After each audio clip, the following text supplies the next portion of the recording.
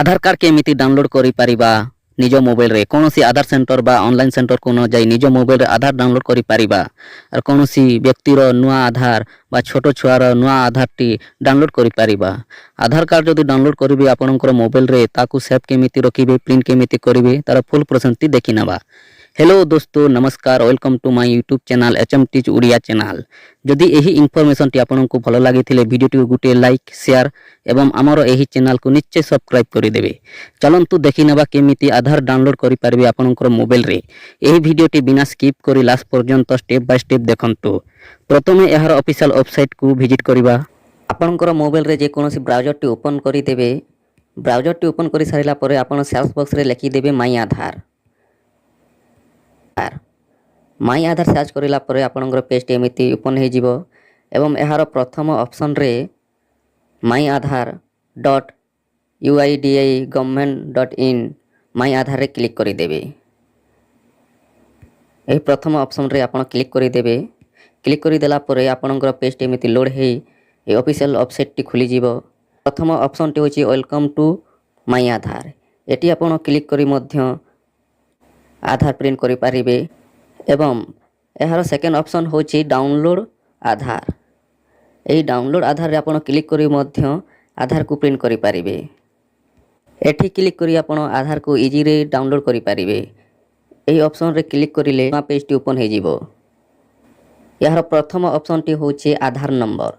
आधार number देई मध्य आपण आधार को प्रिंट करि पारिबे एवं सेकेंड रे इनरोलमेंट नंबर एही नंबर देई मध्य आपण आधार को डाउनलोड करि पारिबे। इनरोलमेंट आईडी नंबर होची आपण जेते बेले ऑनलाइन करिथिबे जो फॉर्म देथिबा हमको इनरोलमेंट फॉर्म देथिबो ताहा देई मध्य नुआ आधार को आपण डाउनलोड करि पारिबे।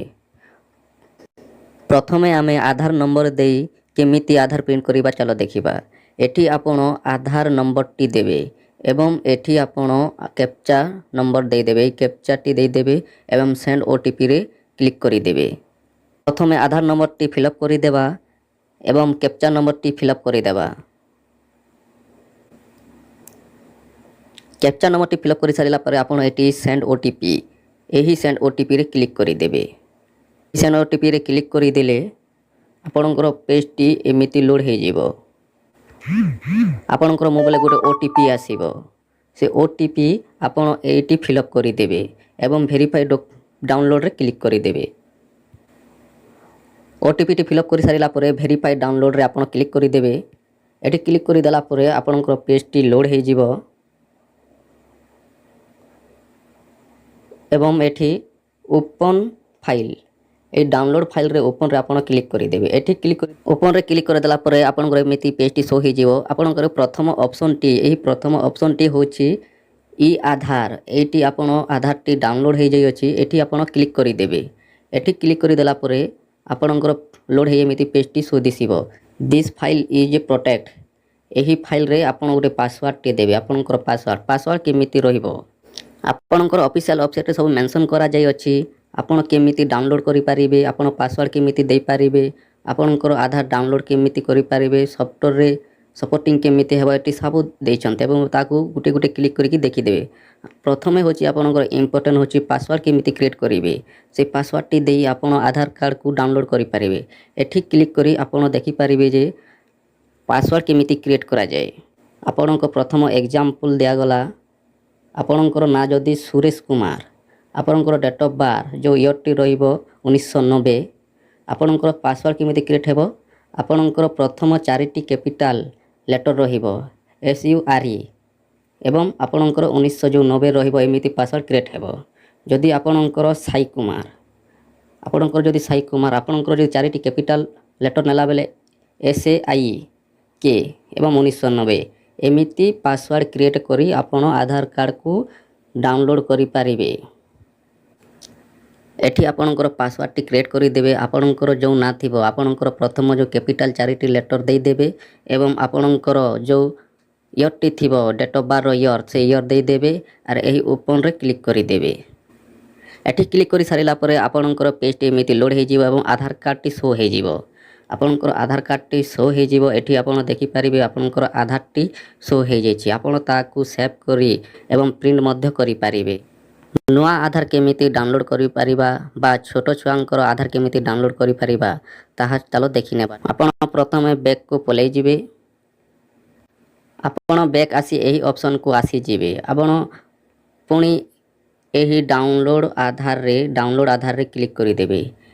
ଏଠି କ୍ଲିକ୍ କରିଦେଲା ପରେ ଆପଣଙ୍କର ପେଜଟି ଏମିତି ଲୋଡ୍ ହୋଇଯିବ ଏବଂ ଆମେ ପ୍ରଥମ ଅପସନ୍ରେ ଆଧାର ନମ୍ବର ଦେଇ ଆମେ ଆଧାର ଡାଉନଲୋଡ୍ କରିଥିଲା। ଏବେ ଆମେ ସେକେଣ୍ଡ ଅପସନ୍ରେ ଇନରୋଲମେଣ୍ଟ ଆଇଡିଟି ଦେଇ ଆପଣ କେମିତି ଡାଉନଲୋଡ୍ କରିପାରିବେ ଆଧାରକୁ ଚାଲ ଦେଖିଦେବା। ଇନରୋଲମେଣ୍ଟ ଆଇଡି ହେଉଛି ଆପଣ ଯେତେବେଳେ ଅନଲାଇନ୍ କରିଥିବେ ଆପଣଙ୍କୁ ଅନଲାଇନ୍ ସେଣ୍ଟର ବାଲେ ଗୋଟିଏ ପର୍ଚିଟି ଦେଇଥିବେ, ତାକୁ ଇନରୋଲମେଣ୍ଟ ଆଇଡି କୁହାଯାଏ। ଏବଂ ଏହି ଇନରୋଲମେଣ୍ଟ ଆଇଡିରେ ଆପଣ କ୍ଲିକ୍ କରିଦେବେ। ଆପଣଙ୍କର ପେଜଟି ଏମିତି ଶୋ ଦିଶିବ। ଆପଣଙ୍କର ଇନରୋଲମେଣ୍ଟ ଆଇଡିଟି ଆପଣଙ୍କୁ ଏମିତି ଶୋ ଦିଶିଯିବ। ଆପଣଙ୍କର ପର୍ଚିରେ ଏଠି ଆପଣଙ୍କର ସବୁ ଡିଟେଲ୍ ଦେଖିଦେବେ। ପ୍ରଥମ ଇନରୋଲମେଣ୍ଟ ଆଇଡିଟି ଦେଖିଦେବେ। ଏଠି ଡେଟ୍ ଥିବ, ଏଠି ଟାଇମ୍ ଥିବ, ସବୁ କ୍ଲିୟରରେ ମେନସନ୍ କରାଯାଇଅଛି। ଏଠି ଆପଣ ଫିଲ୍ଅପ୍ କରିଦେବେ। ଯେଉଁ ଇନରୋଲମେଣ୍ଟ ଆଇଡିଟି 14ଟି ଡିଜିଟ୍ର ରହିଅଛି ଆପଣ ଏଠି ଫିଲ୍ଅପ୍ କରିଦେବେ। ଏଠି ଡେଟ୍ ଦେଇଦେବେ ଏବଂ ଟାଇମ୍ ଦେଇଦେବେ ଏବଂ କ୍ୟାପଚା ଦେଇ ଆପଣ ସେଣ୍ଡ ଓଟିପିରେ କ୍ଲିକ୍ କରିଦେବେ। ସେଣ୍ଡ ଓଟିପିରେ କ୍ଲିକ୍ କରିଦେଲା ପରେ ଆପଣଙ୍କର ପେଜଟି ଏମିତି ଶୋ ହୋଇଯିବ। ମୋବାଇଲରେ ଯେଉଁ ଏଣ୍ଟର ପିନ୍ଟି ଆସିବ ଆପଣ ଏଠି ଫିଲ୍ଅପ୍ କରି ଭେରିଫାଏ ଆଣ୍ଡ ଡାଉନଲୋଡ଼ରେ କ୍ଲିକ୍ କରିଦେବେ। ଏଠି ଆପଣ କ୍ଲିକ୍ କରିଦେଲା ପରେ ଓଟିପିଟି ଏଣ୍ଟର କରିସାରିଲା ପରେ ଆପଣ ଏଠି କ୍ଲିକ୍ କରିଦେବେ। ଏଠି କ୍ଲିକ୍ କରିଦେଲା ପରେ ଆପଣଙ୍କର ପେଜଟି ଲୋଡ୍ ହୋଇଯିବ ଏବଂ ଆପଣଙ୍କର ପେଜଟି ଲୋଡ୍ ହୋଇ ଏମିତି ଶୋ ଦିଶିବ ସେମ୍ ପ୍ରୋସେସିଂ। ଆପଣ ଏଠି ଓପନରେ କ୍ଲିକ୍ କରିଦେବେ। ଓପନରେ କ୍ଲିକ୍ କରିଦେଲା ପରେ ଆପଣଙ୍କର ପେଜଟି ଆଉ ଲୋଡ୍ ହୋଇଯିବ। ଆପଣଙ୍କର ଏଠି ଇଣ୍ଟର ପାସୱାର୍ଡ଼ ନମ୍ବରଟି ଶୋ ହୋଇଯିବ। ଆପଣଙ୍କର ଇଣ୍ଟର ପାସୱାର୍ଡ଼ ନମ୍ବର କେମିତି ଦେବେ, ଏମିତି ଶୋ ହୋଇଯିବ ଏବଂ ଆପଣ ଚାହିଁଲେ ଏହାକୁ ପ୍ରିଣ୍ଟ ମଧ୍ୟ କରିପାରିବେ। ଏହି ଆଧାରକୁ କେମିତି ଆପଣ ଆପଣଙ୍କର ମୋବାଇଲରେ ସେଭ୍ ରଖିବେ ଏବଂ କେମିତି ପିଡିଏଫରେ ରଖିବେ ଚାଲ ଷ୍ଟେପ୍ ବାଇ ଷ୍ଟେପ୍ ଦେଖିନେବା। ଆପଣଙ୍କର ମୋବାଇଲ ଯେଉଁ ତଳରେ ଏଇଠି ଯେଉଁ କଲମର ଚିହ୍ନ ରହିଛି ଏଠି ଆପଣ କ୍ଲିକ୍ କରିଦେବେ। ଏଠି କ୍ଲିକ୍ କରିଦେଲା ପରେ ଆପଣଙ୍କର ପେଜଟି ଲୋଡ୍ ହୋଇଯିବ ଏବଂ ଆପଣଙ୍କର ପେଜଟି ଲୋଡ୍ ହୋଇ ଏମିତି ପାସୱାର୍ଡ଼ ମାଗିବ। ଆପଣଙ୍କର ଯେଉଁ ପାସୱାର୍ଡ଼ କ୍ରିଏଟ୍ କରିଥିଲେ ଆପଣଙ୍କର ଯେଉଁ ତାହା ଦେଲା ପରେ ଆପଣ ଓପନରେ କ୍ଲିକ୍ କରିଦେବେ। ଓପନରେ କ୍ଲିକ୍ କରିଦେଲା ପରେ ଆପଣଙ୍କର ଏମିତି ଶୋ ଦିଶିବ ଏବଂ ଏହି ଉପରେ ଆପଣଙ୍କର ସେଭ୍ କପିଟି ଶୋ ହୋଇଯିବ। ଆପଣ ଏଠି କ୍ଲିକ୍ କରିଦେବେ। ଆପଣ ଯଦି ଏଠି କ୍ଲିକ୍ କରିଦେବେ ଆପଣଙ୍କ ପେଜଟି ଲୋଡ୍ ହୋଇ ଏମିତି ଦେଖାଯିବ। ଆପଣ ଯଦି ଏହି ଆଧାରକୁ ଆପଣଙ୍କ ଡ୍ରାଇଭରେ ସେଭ୍ ରଖୁଛନ୍ତି ତ ଆପଣଙ୍କୁ ପ୍ରଥମେ ଦେଖିଦେବେ ଆପଣଙ୍କର ଫାଇଲ୍ ନାଁ ଏବଂ ଲୋକେସନ୍ ଆପଣଙ୍କ ମାଇ ଡ୍ରାଇଭରେ ରହିବ ଏବଂ ଆପଣଙ୍କର ଇମେଲଟି ଏଠି ଶୋ ହୋଇଯିବ। ଏହି ଅପଲୋଡ଼ରେ ଆପଣ କ୍ଲିକ୍ କରିଦେବେ। ଅପଲୋଡ଼ରେ କ୍ଲିକ୍ କରିଦେଲା ପରେ ଆପଣଙ୍କ ପେଜଟି ଲୋଡ୍ ହୋଇଯିବ ଏବଂ ମାଇ ଡ୍ରାଇଭରେ ସେଭ୍ ରହିଯିବ। ମାଇ ଡ୍ରାଇଭରେ ସେଭ୍ ରହିଛି କି ନାହିଁ ଚାଲ କ୍ଲିୟରରେ ଦେଖିଦେବା। ଆପଣଙ୍କର ମୋବାଇଲରେ ମାଇ ଡ୍ରାଇଭ୍ ରହିଥିବା ଦରକାର। ଆପଣ ମୋବାଇଲରେ ମାଇ ଡ୍ରାଇଭ୍ଟି ଓପନ୍ କରିଦେବେ। ମାଇ ଡ୍ରାଇଭ୍ଟି ଓପନ୍ କରିଦେଲା ପରେ ଆପଣଙ୍କ ମାଇ ଡ୍ରାଇଭ୍ ଓପନ୍ ହୋଇଯିବ। ଏଠି ଆପଣ ଦେଖିଦେବେ ଯେ ମାଇ ଡ୍ରାଇଭ୍ରେ ଆପଣଙ୍କର ଆଧାରଟି ସେଭ୍ ଅଛି କି ନାହିଁ। ଦେଖ ଆପଣଙ୍କର ଆଧାର ଏଠି କ୍ଲିକ୍ କରିଦେବେ। ଆପଣଙ୍କର ପିଡିଏଫଟି ଲୋଡ୍ ହୋଇଯିବ। ଆପଣ ଯେଉଁ ପାସୱାର୍ଡ଼ଟି କ୍ରିଏଟ୍ କରିଥିଲେ ଆପଣ ଯେତେବେଳେ ଏହାକୁ ସେଭ୍ କରିଥିଲେ ଆପଣ କ୍ରିଏଟ୍ କରିଥିଲେ ସେ ପାସୱାର୍ଡ଼ଟି ଦେଇଦେବେ। ପାସୱାର୍ଡ଼ଟି ଦେଲା ପରେ ଆପଣ ଓପନ୍ କରିଦେବେ। ଆପଣ ଓପନ୍ କରିଦେଲେ ଆପଣଙ୍କର ଆଧାରଟି ଶୋ ହୋଇଯିବ। ଆପଣଙ୍କର ଆଧାରଟି ଶୋ ହେଲା ପରେ ଆପଣ ଏହି 3 ଡଟ୍ରେ କ୍ଲିକ୍ କରିଦେବେ।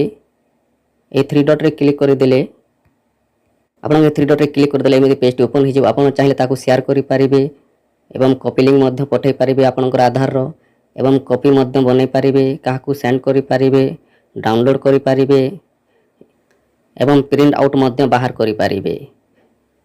ଆପଣଙ୍କର ମୋବାଇଲରେ ଆଧାରଟିକୁ ଇଜିରେ ଡାଉନଲୋଡ଼୍ କରିପାରିବେ, ସେଭ୍ ମଧ୍ୟ କରିପାରିବେ, ସେୟାର ମଧ୍ୟ କରିପାରିବେ। ଯଦି ଏହି ଇନଫର୍ମେସନ୍ଟି ଆପଣଙ୍କୁ ଭଲ ଲାଗିଥିବ ଭିଡ଼ିଓଟିକୁ ଗୋଟିଏ ଲାଇକ୍, ସେୟାର ଏବଂ ଆମର ଏହି ଚ୍ୟାନେଲକୁ ନିଶ୍ଚୟ ସବସ୍କ୍ରାଇବ୍ କରିଦେବ।